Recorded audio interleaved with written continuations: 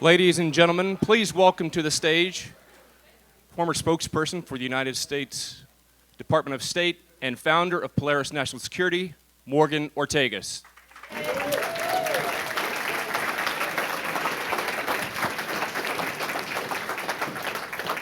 Good morning or good afternoon, New Hampshire. It's so great to be back with you. This is my third event in the Granite State, our America the Great Polaris National Security Tour. I have to tell you, earlier this summer when we decided specifically to partner with the state of New Hampshire, we wanted to bring these national security discussions to the presidential campaign trail, to Senate races, to House races around the country. I knew it would be incredibly important to talk about national security in this presidential cycle. I didn't realize just how true that would be until this week. I'm going to bring out a couple very special guests. The first will be Senator Joni Ernst. We will also have Governor Burgum join us as well. But Senator Ernst and I were supposed to be in Israel together this week doing this conversation. So we didn't get to have this conversation in Israel, but we will have it here in New Hampshire. I got to tell you that Senator Joni Ernst is a friend, a mentor, and a legend. She's a veteran of the Army. She served in Iraq. She's, of course, the senator from the great state of Iowa, but also she's on the Armed Services Committee in the Senate, and she did actually make it into Israel for a few days. So we will have Governor Burgum in a few minutes, but first, let me welcome to the stage, like I said, a total legend, Senator Joni Ernst.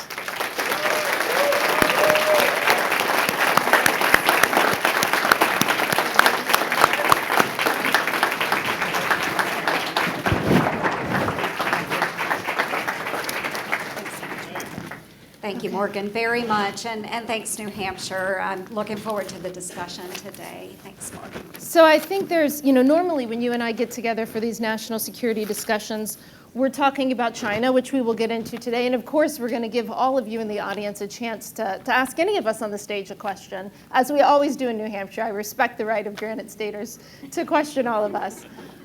But, Senator, I just told the audience, you and I were supposed to be in Israel together this week. And in fact, I was going to moderate a panel with you. And what's even more sad, of course, all the events that happened this week, we were bringing together Arab delegations into Israel. We were having Arab delegations from almost every Arab country in the Middle East. And that's exactly why the terrorists did what they did, to stop what we were doing. So you actually made it into Israel this week for a few days, and I think this is one of your first interviews since that happened. Can you tell our audience what it was like and what happened in Israel? Yes, thank you, Morgan. And as you stated, we were headed into Israel, a larger conference that brought together many of the Arab nations, many other countries around the region into Israel to have very important conversations on stability and prosperity. The delegation I was leading from the United States Congress, it was bicameral and bipartisan.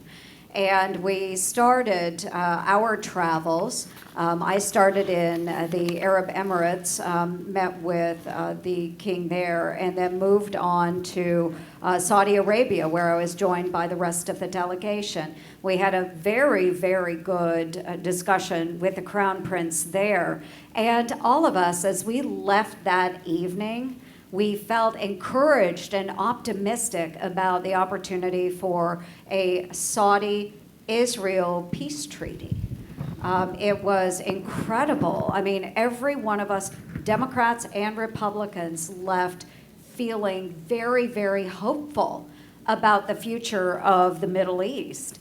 And lo and behold, the next morning we woke up as we were then headed out to Bahrain, only to find out that Israel was under attack. That complicated issues. So we moved on to Bahrain. We were told there that the delegation would not be allowed to go into Israel. So we had to make some accommodations, and we ended up traveling into Jordan and met with the King Abdullah of Jordan. And as we were staging in Jordan, then I continued to press the issue that we needed to be in Israel to stand united, shoulder to shoulder, the United States of America and Israel, to push back against the terrorist actions of Hamas. So I got a lot of blowback from the State Department. They were not happy. They had a number of people calling me. I received calls from the State Department and others saying, Senator Ernst, we can't support you going into Israel. My response to that was, well, you can't tell me no. I will find a way. And a legend. I told you, a legend. And the incredible part of this, though, Morgan, was that everyone on the delegation trip, Democrats included, they all wanted to go into Israel. They felt it was extremely important that we show Israel that we are united with them. So with that knowledge and information, we continued pressing forward. I basically said, I don't care if there's a pickup truck that's hauling a camel into Israel, we'll hop in the back, whatever it takes. They did a very quick 180, and we were able then to secure the support of the State Department going in. So we were able to go in. We met with Americans while we were there. We met with Israelis who had had family members affected, family members that had been murdered in the Hamas attacks, families that one brother and sister, their elderly father had been hauled off from a kibbutz into the Gaza Strip, and they had no idea if he was still alive or not. We met with the prime minister. We met with the opposition leader. We met with the foreign minister. We met with the prime minister's advisor, Ron Dermer. We met with everyone we possibly could while we were there to find out what support they needed from the United States, and simply to show the people of Israel that we stand united. So it was an incredible trip, Morgan. I wish that the delegation trip had ended on a different note. And one of the congressmen, he's a Democratic congressman from New Jersey, Don Norcross, he was part of our delegation, and he really put it quite well. He said, we went on this trip with an optimistic outlook of engaging in peace. And by the end of the delegation trip, we were embroiled in war. And that is the reality on the ground today. Can you guys see on the side of the room? Are you good? I feel like I have my back to you. So we're going to try to talk to all sides. You know, right after the war, right after things broke out, it was Saturday morning. I landed in Doha. I had not slept, and I was looking forward to getting a few hours of sleep in my room when I looked at my phone and realized it would be a long time since I would sleep again. And of course, our heart breaks for Israel, for the worst terrorist attack against the Jewish people since the Holocaust. But also, remember, America is now in this fight. We have had at least 27, unless it changed in the last hour. The last number I saw was 27 of our fellow Americans. And I always remind people, Senator, whenever Hamas and Hezbollah and Iran chant death to Israel, they also chant death to America. Make no mistake, this was an attack not only on the state of Israel, but also on the United States of America. And we know who was behind this attack, Senator Ernst. It's the Islamic Republic of Iran. Would you like to expand on that? Yes, and thanks, Morgan, and you're absolutely correct. And folks, if you didn't know, Morgan also has served. She has served in the intelligence community for a long time, and I appreciate your expertise in this area as well. So I have really pushed very hard against Iran, really since President Biden went into office, because we have seen this administration engage in discussions on the Iran nuclear agreement, which many of us feel we should not be engaging in. We should not agree to anything that would allow Iran to continue to enrich uranium. So yes, if you look at Hamas, Hamas is one of the terrorist proxies that is sponsored by Iran. 93% of Hamas's funding comes from where? Iran. Comes from Iran. And even though we have sanctions on Iranian oil, the administration refuses to enforce these sanctions. Why? Because I think they want to get into this nuclear agreement, and they're appeasing Iran. Iran is now at a 5-year high on oil exports. A 5-year high, even though we have sanctions.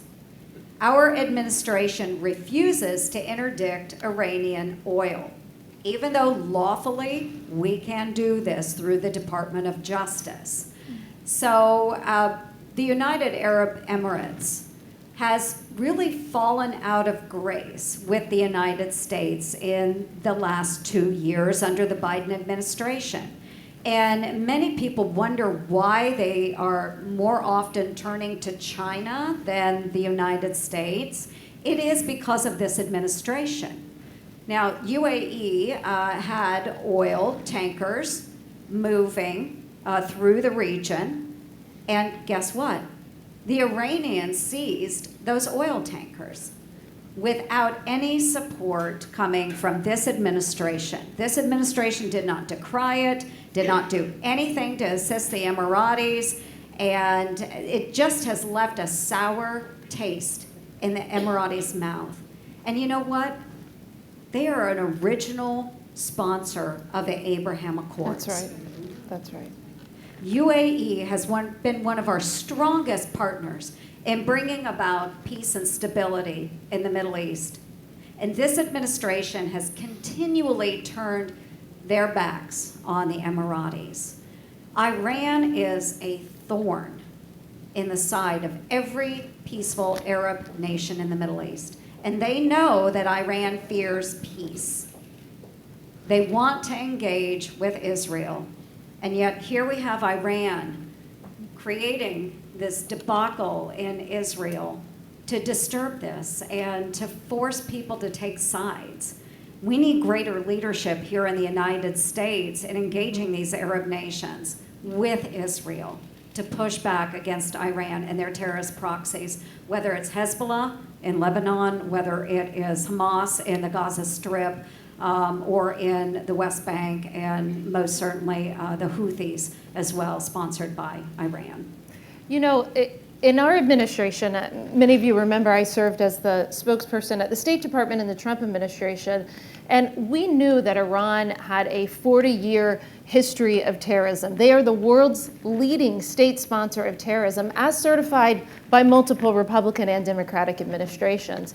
And so we came in and said, wait a minute, you've done a deal to give billions of dollars of sanctions relief to a country that is our enemy, that is responsible for killing Americans, and that chants, as I said earlier, death to Israel and death to the United States. And what's worse is you're punishing our friends, Israel, you're punishing our friends in the Gulf Arab states. This makes no sense. So we're going to reverse that. We're going to start the maximum economic pressure campaign against Iran. We're going to reward Israel and our friends. So what do?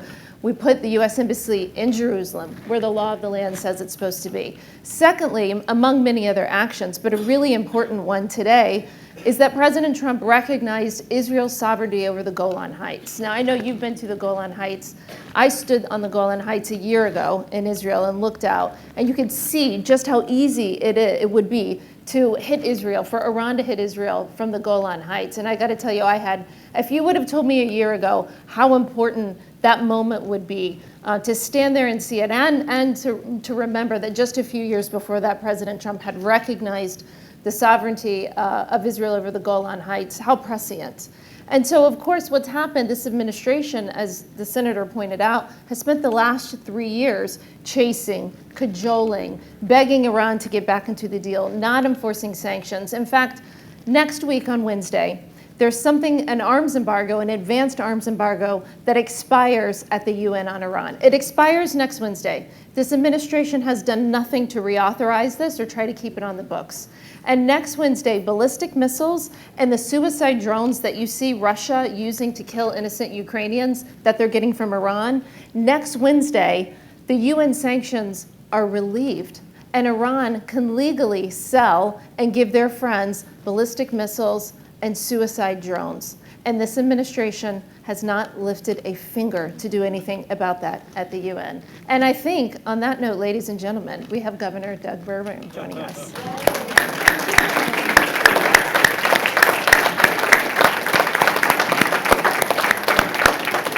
Hi, sir. How are you?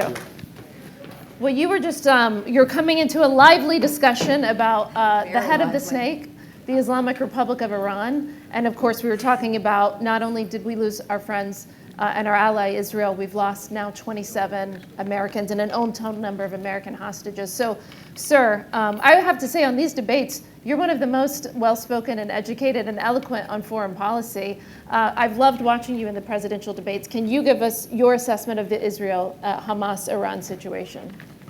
I would love to do that, but first I just want to say to Morgan and Senator Ernst, thank you both for your service in the military and your expertise in the Middle East at this critical time. But what was shocking to me was when Joe Biden held his press conference today, he mentioned the word Iran. Right. He's talking about Hamas, and we have to understand who's funding these, funding these companies. And I mean, companies. I think of a business guy like, the parent company and the subsidiaries, and we're talking about a subsidiary, but they're getting all their funding, from home base, from the parent company. And if we go back to this completely failed idea that somehow appeasement leads to a safer and more prosperous world, because we've really now, when I think about it, there have been sort of 3 invasions that have happened under Biden: Afghanistan, Ukraine, and now with Hamas and Israel, which could open up into a 3-front war with Hezbollah and Syria. But I never thought I would be in a spot where, we have 3 adult children in their 20s. About a year ago, I said, hey, there's a real possibility that you could see World War III in your life. And I told friends that I was having that conversation with them, and I never thought ever in my life, all of my decades in the private sector, I'd ever have to have that conversation. But we have a president whose policies are empowering dictators, destabilizing the world, enticing people to move into the vacuums where we go, and it's the opposite of strength through peace. It's wars through weakness. That's the Biden administration policy right now. And so, sir, you're obviously running for the highest office in the land. God forbid this happen on your watch. What steps do you think you would take as president today if you were overseeing this conflict? Well, I'd like to say if I was president today, this wouldn't be happening because we would have actually had deterrence in place. Amen. I mean, Putin doesn't invade Ukraine unless we have all of Western Europe completely dependent on Russian energy. Right. We don't give up the most strategic air base, perhaps in our entire global network. I mean, Bagram in Afghanistan, by just recklessly pulling out. And by the way, I've got a personal story to share on that. I mean, the idea that we're going to pull out of there to somehow meet a, quote, a deadline, which was the sad honoring of all those lost on the 20th memorial anniversary of 9/11.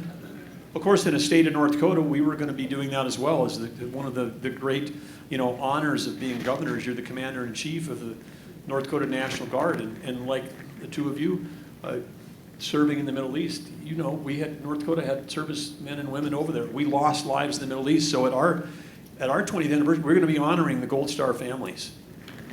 And so then 2 weeks before that, we pull out, and I had to talk to Gold Star mothers who said, oh, our son died in Afghanistan for what? Because I guess we didn't need to be there?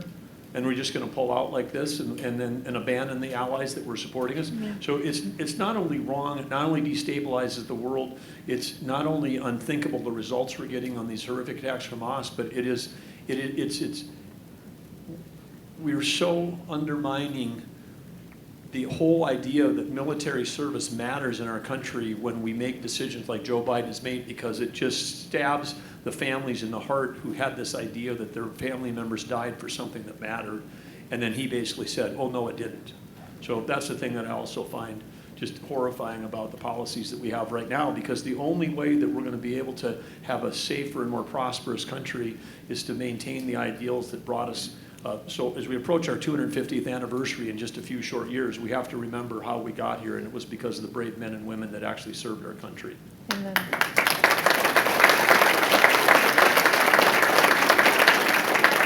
Senator Ernst and Governor Burgum, but I'll start with Senator Ernst. Let's stay on the military, because we obviously know we have to answer. We can't let 27 plus dead Americans go unanswered.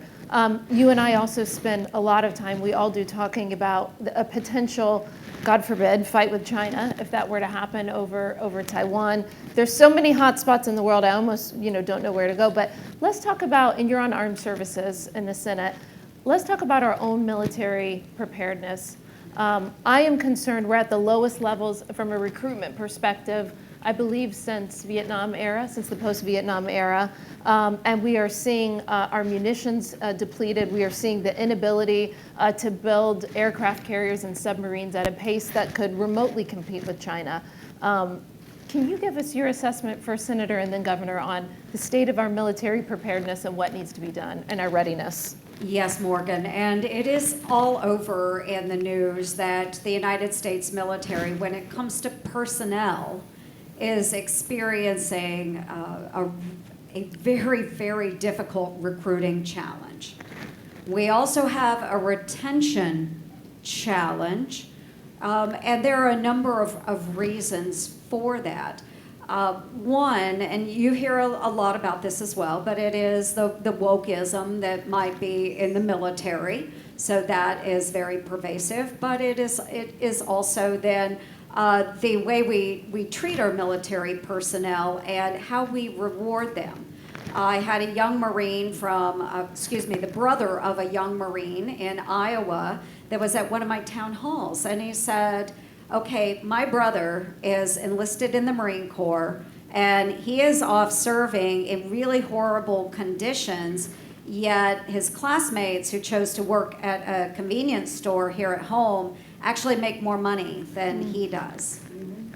So how are we rewarding the junior enlisted, those that choose to serve our nation? How are we rewarding them when private industry is paying much, much more for a lot less?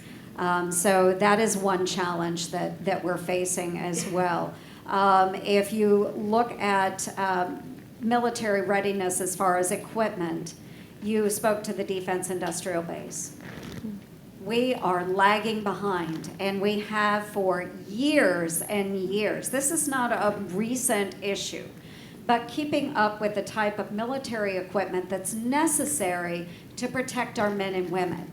And sitting in Congress, if I have to make that decision to engage our military men and women forward, I want to know that I have provided absolutely everything to make sure that if we send them forward into hostile regions, that they have the best chance possible to get home safely to their families.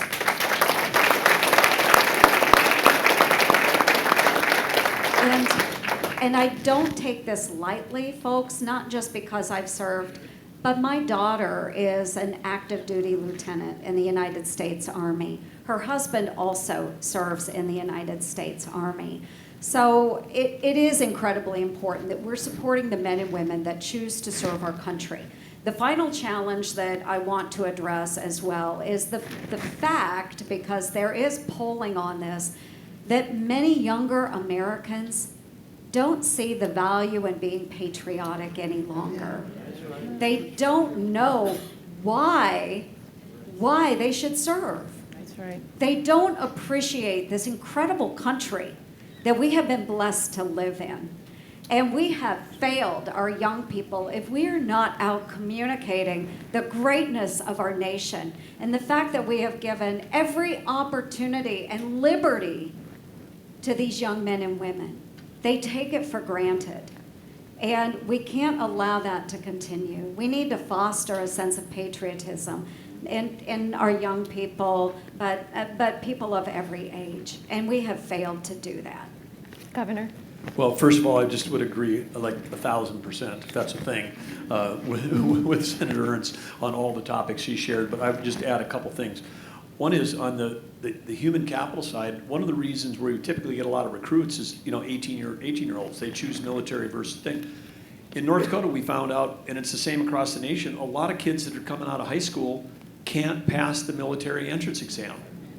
You'd think this would be the lowest bar, like, oh, college military. No, everybody can get into college today, right? And you can get a loan to pay for it. But you actually, in some places in our country, only 30-40% of the kids can actually pass I mean, the physical, the intellectual, and the emotional requirements to be able to be in it. And so in North Dakota, we came up with a program called Choice Ready. So every high school senior has got to be ready to not just go to college, but to be able to go to career and technical or military. They have to be able to do all of those three things or one of those three things, and really putting an emphasis on the Choice Ready and really making sure that they understand that, wow, if you choose that career, you don't have to worry about college debt. Because we're going to pay for your college if you go down that one. You don't have to be part of this $1.6 trillion problem and be saddled with it. And that's one of the ways that we can drive more on the human capital. But the other thing I just say is, as someone who spent my career in business until I became governor, is starting in the 1990s, I mean, Joni said this, it's not a new thing. There was a consolidation where we said, oh, we're going to only do military procurement from large companies and a few of these big, military suppliers. And then we layered up the procurement process, which becomes so complex that only a large company with a bunch of lawyers and great lobbyists actually can work their way through. And then it takes years to get anything approved.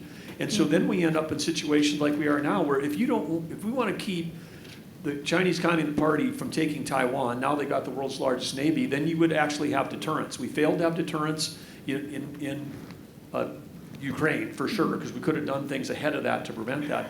But a deterrent, saying that we're going to have Harpoon missiles, an anti-ship missile, and then it takes us 2.5 years to get through some kind of approval process, and then it gets approved, but now we got to build it, and they're going to be ready by 2029. And you said we're going to send them to Taiwan in 2029. Why don't we just send a letter on White House stationery that says, if you're going to invade, please invade by 2028, because go before the missiles get there. So our procurement process actually hurts us. I mean, a deterrent would be announcing, yesterday we sent 400 Harpoon missiles to Taiwan. And that's when people find out about it. That's a deterrent. The way we have right now is an invitation, and just the way we invited people into Ukraine. And so in about 40% of the U.S. military industrial small suppliers have gone out of business in the last 10 or 15 years because they can't compete. Because what a small business can last, where I'm going to do procurement and hire lawyers for 6 years before I get a check to actually build the thing I'm trying to sell you. And a lot of innovation occurs in small businesses. And so then we end up with, as we think, the thing that they finally get, when they get it, it could be 6 or 8 or 10 years out of date. And with the rate of technology that's occurring, we have to be faster at doing this, and only 15% of our defense budget, as the senator knows, actually goes towards acquisition. A lot of the rest of it's going towards, healthcare, admin, and other, overhead. And just like every other aspect of government, we got to streamline it. We got to cut red tape. We got to have somebody that knows how to speed up these processes. Because if we aren't good at it in the private sector, supplying the arms and the munitions and the latest technology, we're never going to be able to support ourselves or our allies. I don't know about you guys, but I hope he can go in tomorrow and do this. I mean, we sorely need it. It is, and Senator Ernst, you were talking about the human capital side. It's no surprise that we spent the last few years telling the young people in our country that this is a racist nation that's rotten to the core. Why would anybody want to go and fight and die for that country? And so that's why I think it's so important what you two are doing, what we're doing at Polaris with this education. One of the most troubling things that I've seen over the last few days in the press, and I say this as a Jewish American with a little girl who's here who I wouldn't put her in her Jewish school today. Why? Because for fear of the day of rage. And what we've seen on campuses is the targeting, the harassment, the assault of Jewish young people on campuses. I was never for free college, but I can tell you I'm definitely not now. And there is something rotten to the core of so many of these universities, and they're poisoning our young people, and that's why they're not signing up. Now, I'm going to ask one more question, and then I'm going to turn it over to the audience, because again, you can ask any of us a question. I know how important it is in New Hampshire for all of you to be a part of the process. But I can't resist talking to two farmers about America's farmland and what's going on. I wasn't a farmer, but I was Miss Florida Citrus. We'll take it. We'll take it. It was about 20 years ago and 30 pounds ago, but we'll take it.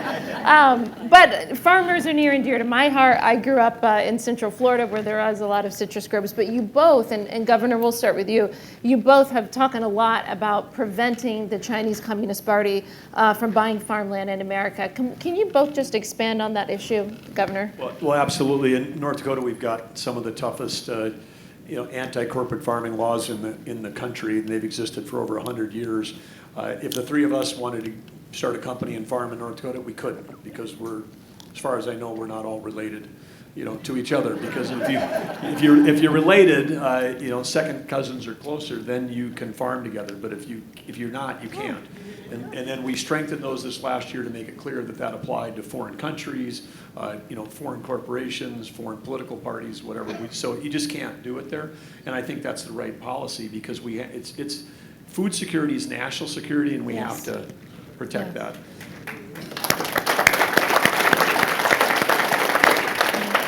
Absolutely. Already in Iowa, in our Iowa code, we have prohibitions on foreign ownership of our ag land over 320 acres. So we already have that codified in Iowa, but I have an effort right now through the Farm Bill, which I hope we get over the finish line at some point, an effort that would put a seat at the table for representatives from the USDA and the FDA when it comes to CFIUS. It is a foreign investment panel that reviews any purchases for national security interests and so forth, so that they would have a voice on who actually could purchase land in the United States. And it does get very tricky, because we have a network of state laws, but we also have those that have property rights, and so we have to look out for that.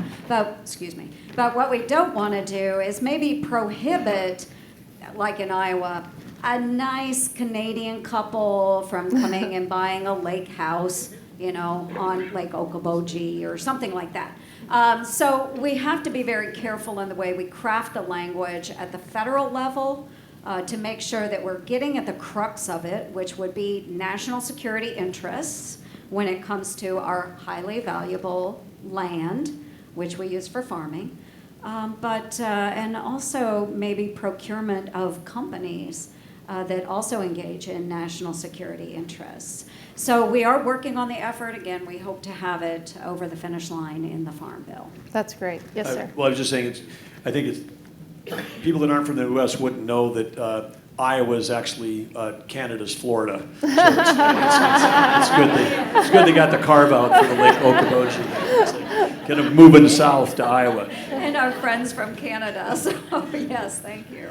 Okay, so I am now going to open it up to the audience. We do have people with mics. You can ask anything you want. I would ask, because it's a national security forum, if it can be related to national security foreign policy. But New Hampshire, the floor is yours. There's a lady right here. Go ahead. Hi, Senator. Just wanted to ask you, do you believe the border at Egypt will hold? Because I read yesterday that there are tens of thousands of refugees trying to come through at the Sinai Peninsula, and right now they're being held back. Do you think that border will hold? This is where we need to have further engagement from this administration, working with the Egyptians to offer an area for those refugees, those that are seeking asylum, because Israel has put out the warning to those residents of the Gaza Strip that they need to evacuate. Yeah. But if Egypt is not willing to open up the border and allow asylum seekers into the country, then we have a problem. So we need further negotiation and engagement from this administration, from other world leaders, working with the Egyptians to decrease the humanitarian costs that we know may follow if they can't get those people out. So we will watch the Israelis as they continue to prepare for perhaps a ground invasion of the Gaza Strip. This could be costly if those Palestinians who are not engaged in this war can't get out. So we pray for a quick conclusion here, but we want to go after terrorists. We want to see those terrorists destroyed. Israel will do this, but there's got to be an outlet for the innocent Palestinians to get out. So I'm going to try to get both sides of the room. So there's a woman right here. So I'll try to go back and forth, guys, and get to everybody. Yes. means do we have of preventing someone like Bill Gates buying all the farmland? Governor, do you know? I'm a numbers guy, and I looked this up because Bill Gates, Ted Turner, there's a lot of Americans that invest in farmland as an asset individual. They're private U.S. citizens that haven't broken any laws, so there's no law that would prevent them, any of you, or anybody else successful, whatever, buying land in farmland or Iowa, because American citizens can own property in our nation. And the thing that is amazing, and this is the least concentrated industry that we have in the entire thing. I mean, most industries, 2 or 3 companies might control 70, 80%. He's among the largest farmland owners in the nation, and he owns something like 1/4000th of 1%. I mean, it's just like literally nothing. So I don't even know how this thing became a headline. It's not like, but like he even owns single-digit percentages of U.S. farmland, nor Ted Turner nor anybody else. I mean, we have so much farmland, and it's so widely. This is the one industry where family farms and small holdings continue to dominate. There is really no concentration. So to me, this is a complete non-issue, because it's, again, I worry about industries like meatpacking and others where we've got concentration and you have foreign ownership. That's an issue, but the actual farming itself, it's like doesn't exist. Okay, this side, let's see. Okay, right here. Kayla, come around. Thank you. Yep, that's on. Thank you. You talk a lot about, and I think all the candidates have, about retention and attracting younger people into the military, but at the same time, we're hemorrhaging the leaders that are in the military that are retiring. How are you planning to develop leadership to lead these young people that are coming in when we're losing it at the top end as well? Yeah, and that is a very big concern that we have right now. And we have some circumstances too where we're not able to move nominations or promotions of our senior leaders. And we are trying to work through this with the Department of Defense as well as members of the Senate to bring the hold on nominations to an end, because this is starting to affect those that are making decisions on whether to move forward in their career or simply retire. We have holds out there that have lasted for 9 months. But what I would remind everybody is once those holds were placed, because of a DOD abortion policy, which I do not agree with, what I would say is that Chuck Schumer, Leader Schumer, has had every opportunity to bring those nominations up on the floor of the Senate, yes, one by one, but he could have done that. And if he had started 9 months ago when the holds were placed on the nominees, we would have been through all of these nominees months ago. So I put the blame on Chuck Schumer as well as on the Department of Defense and Secretary Austin for actually doing what we consider as pro-life supporters to be an illegal move by the Department of Defense to circumvent the Hyde Amendment and pay for the abortions that our service members are receiving. So it's a very complicated issue, but bottom line, Chuck Schumer can bring these nominees up. He brought 3 of them up just a few weeks ago, and we were able to pass them overwhelmingly in the Senate. So he needs to continue to proceed. However, that being said, we need to move through these nominations. But again, going back to making sure that we're able to promote those more senior members, and we are hemorrhaging. And again, it goes back to the fact that with our military members, if you look at outside employment and opportunities, there are a lot of positions in private industry that offer a lot more advantages and a stability for families in communities. And so again, how are we rewarding those that have served our country honorably? We really have to do a deep dive there and understand the challenges that we have put families through the last 20 years of the global war on terror, and what we can do in the future to make sure we are keeping those families whole and making sure that they are physically fit, making sure that they are mentally sound and spiritually well. And we have not done a good job of that over the last several decades.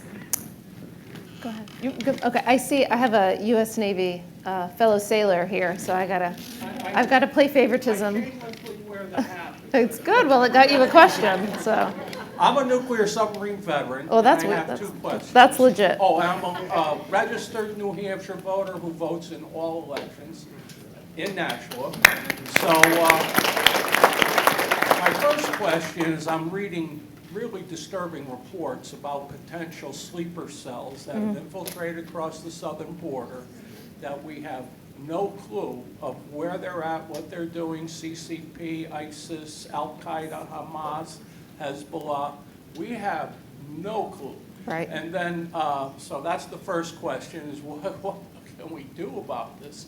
And then number two, ChatGPT has informed me that about 30% of our submarines are currently in dry dock condition, not available for active duty. We've cut way back on the fleet. We have nowhere near what we used to have. And people like Colonel McGregor say aircraft carriers are now anachronistic in the era of hypersonic missiles, that what we really need are more submarines. Absolutely. To protect and constrict the sea lanes in case the Chinese go nuts. We can pretty much restrict their trade.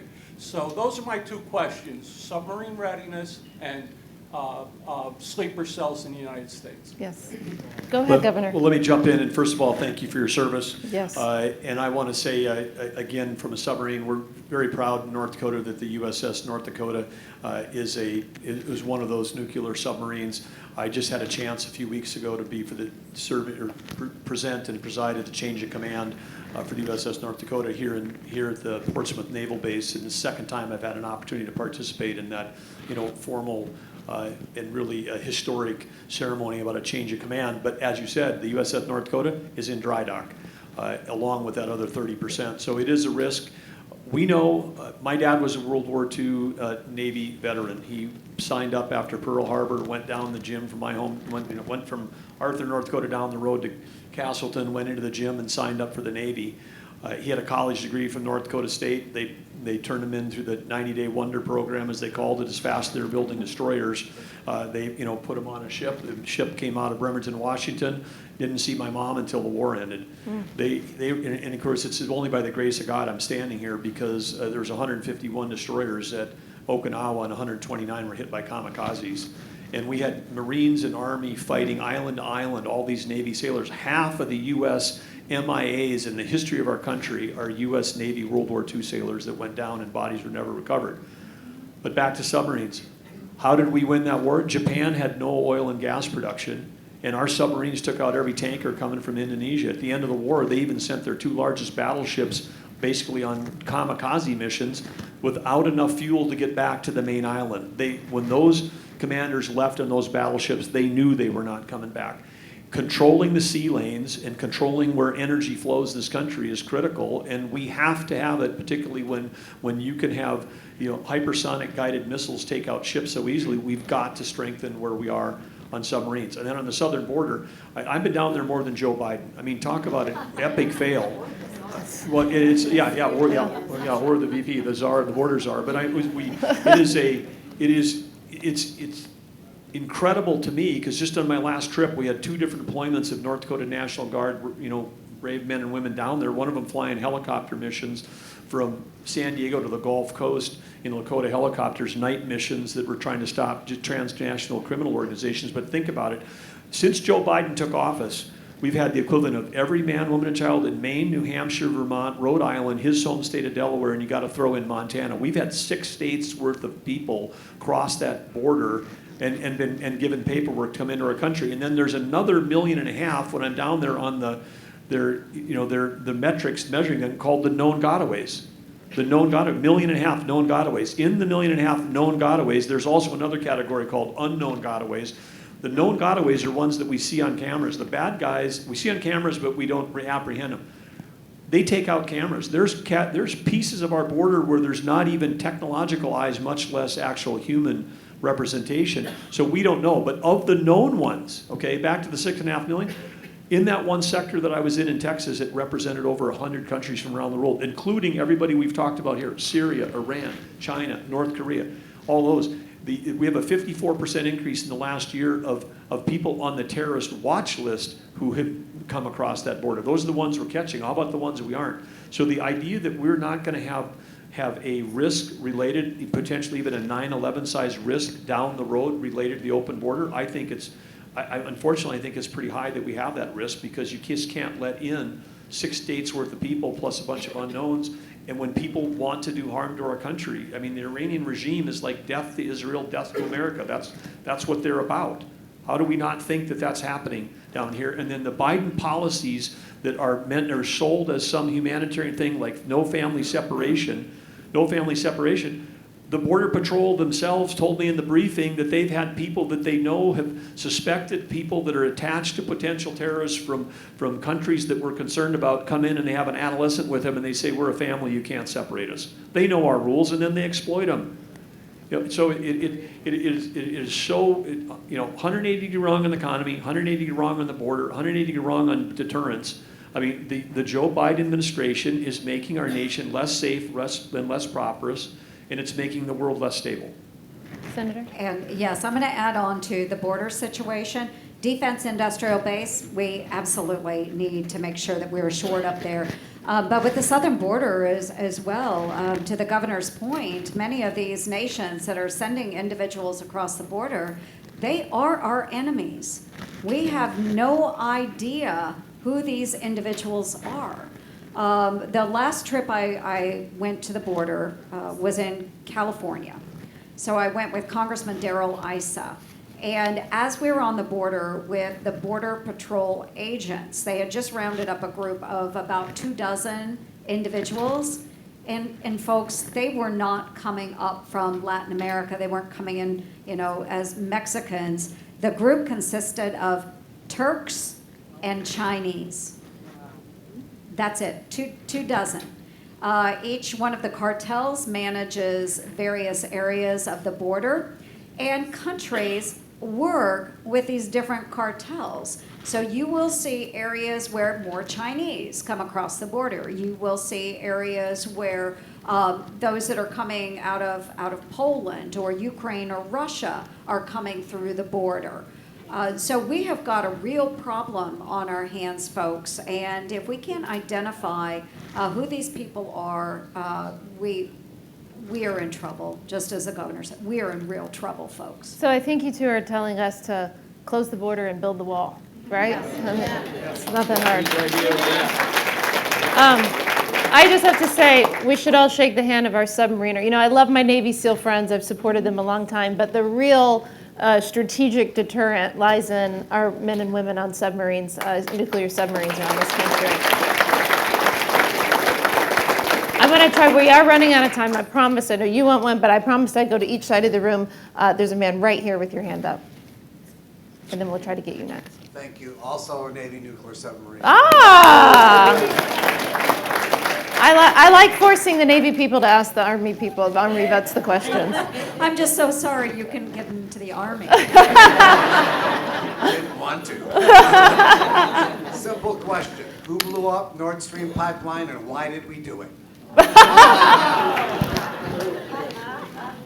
But you know what? One thing I will say on the Nord Stream 2 pipeline, in the Trump administration, we sanctioned it as much as you can sanction. We did everything to stop it. And if you look at all the things that led up to Putin invading Ukraine, one of the things was, what did the Biden administration do? The minute they come in, relieve our sanctions off of Nord Stream 2 pipeline. So this fallacy that somehow in the Trump administration under Mike Pompeo that we were weak on Russia and that Biden is strong on Russia, give me a break. I'm sorry. Okay, this gentleman right here. Oh, do you guys want to answer that? No, that's perfect. Okay. Yep. Sorry. Former military Army guy right here. Well, yeah. Thank you. Just a quick question. I don't know if you'd call this a holy war or not, but why do you think the Jewish people are hated so much? I honestly couldn't tell you why they're hated so much. And I think that if you look at a number of these terrorist organizations, they do chant death to Israel. They want to see the Jewish people wiped off of the face of the planet. And I know that this is very personal to Morgan. I have many friends in the Jewish community. This is very, very personal to them. But I can say whether we are Jews, whether we are Christians, and even those that are Muslims that believe in peace throughout the world, we need to stand up against this terrorist rhetoric.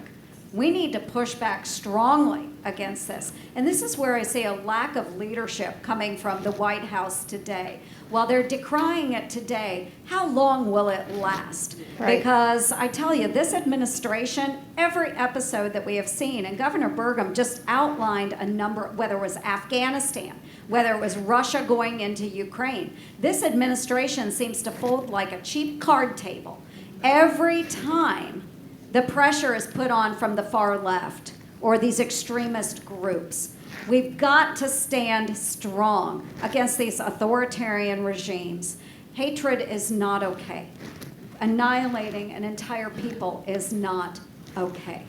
Well, I may be Jewish, but amen and hallelujah to Sister Joni. I just want to add on to that because I agree with Senator Ernst. This isn't about a territorial dispute. I mean, the goal of the terrorist organizations is the elimination of the state of Israel. Yes. They're not looking for a two-state solution. They want a one-state solution that includes no Israel, which means, and literally we're back to, thinking about the horrors of the Holocaust and World War II is what's going on. But I've had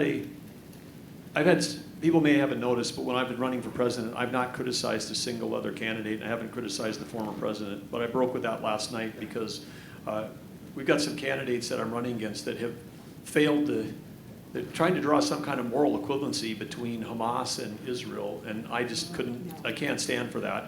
And Mr. Ramaswamy was on a large national televised debate and suggested that the reason why that the people that were wanting to have a strong response in defending Israel, they weren't doing it out of moral outrage about the fact that women and children and babies had been shot and killed in their own homes. I mean, this is an act, Burned alive, beheaded. and I mean, a complete act of unthinkable terrorism. A week ago, could any of us thought that we were going to be listening to or seeing these images? No.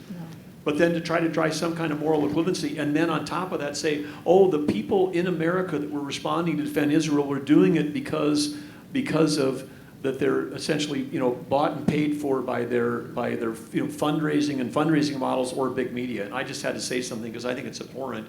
We have to understand the difference between right and wrong. We have to understand who our allies are. Israel is our strongest ally. We need to stand beside them at the time that we're doing right now, because when I walked in, Morgan was saying, when we lose Americans and Americans are killed, this is not Hamas's war in Israel.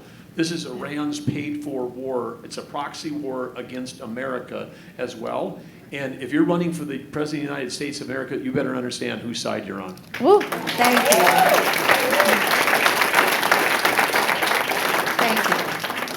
Thank you, Governor. Incredibly important that we see leadership at times like this. Okay, we don't live here in the United States in an isolated bubble. We don't. We're connected to the world through trade, through medicine, through you name it. We are all connected. We had 27 Americans. That's just the count this morning. Yeah. 27 Americans that were killed by Hamas. We have 14 that are unaccounted for thus far. I spoke with the parents of one of the young men that was taken by Hamas this morning on a Zoom call. He was severely injured. He's a young man that came from Chicago, moved to Israel. They have no idea where he is. No idea. He had the lower half of his arm blown off from a grenade from Hamas. They don't know if he's alive, if he's coming home, where he's being held. Can you imagine, all of you that are parents, having a child that was hauled away by Hamas, not knowing how this is going to turn out, and having people running for high elected office here in the United States, shifting the blame away and saying it's all about fundraising. It's abhorrent. We need to stand with our friends Israel And we need to make sure that we are protecting American citizens as well. I am adamant about it, folks. And Senator, you bring up the kidnappings, but why are we here? We're here because just a few weeks ago, Joe Biden paid $6 billion in a trade. I mean, if any of you were leading the negotiation and you're saying you're going to have 5 of our team for 5 of your team, kind of work it out 5 for 5. Oh, but by the way, we've got to throw in $6 billion on top of it on a 5 for 5 trade. Who negotiates like that? Much less the President of the United States. And then when you do it, in the minute it happened, and I was with our team, and I said to our team, I said, really, that just happened? Because we've just put a price on every American at over $1 billion, and every American student, every American tourist, every American business person. And it's not theoretical for me. When I went from building a small software company to a global company, we had customers in 132 countries. We had people that worked for me that didn't have the right to vote, didn't have the right to assemble, didn't have the right to free speech. I understand how great America is, but I also understand when I traveled to some of those countries, we got briefings on here's the kidnapping risk when you go into this country, and that was 20 or 25 years ago. And now today, with $1 billion ahead, I said to the team, the second I heard it, I said, there's going to be more kidnappings. Absolutely. We are subsidizing kidnappings, and good luck getting a Wall Street journalist back from Putin. Because the price, what's the price going to be for him? $5 billion. I mean, rule number 1 when you're president: don't negotiate with terrorists. The Biden administration has been negotiating with terrorists. We funneled $10 billion to them through back in June, and now the $6 billion now. And then the worst thing is we're not enforcing the sanctions. You talked about them lifting the sanctions on Nord Stream. They're not enforcing the sanctions on Iraq. And who's Iraq selling their oil to today? China. China's refueling their strategic petroleum reserve with Iraqi oil. And Joe Biden drained our strategic petroleum reserve ahead of the midterms to get the price down at the pump, because he knows when the pump prices are high, his popularity goes down. When the pump prices go down, they're connected. And he's trying to manipulate the price at the pump to help his own popularity at midterms, and gave up half of our strategic petroleum reserve that we might need as we go towards a global conflict. And all of this stuff is, as I say, abhorrent, because we've got people that are not thinking about the best interests of every citizen in this country. They're thinking about themselves. And Governor, in the last administration, we got more American hostages out than any other administration in modern history. We also got 2 out of Iran during the last 2 years that I served. And guess how much we paid for those 2? I'm guessing nothing. 0. I'm going to get the hook. I'm going to get in big trouble if I don't end this panel. But I know that I'm going to stay. I believe both of them can stay. We can talk, take questions, pictures, whatever you need. I just want to give a very special thank you to all of you, the people of New Hampshire. This is, I think, the 3rd or 4th national security event we've done. We're going to continue to partner with you. I know so many of you have driven from around the state to attend our national security events. I love this state. Thank you for letting me be an honorary Granite Stater.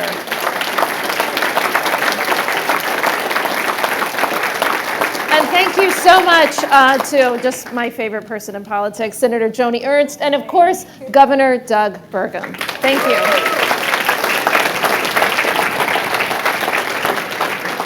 Thank you. Thanks so much.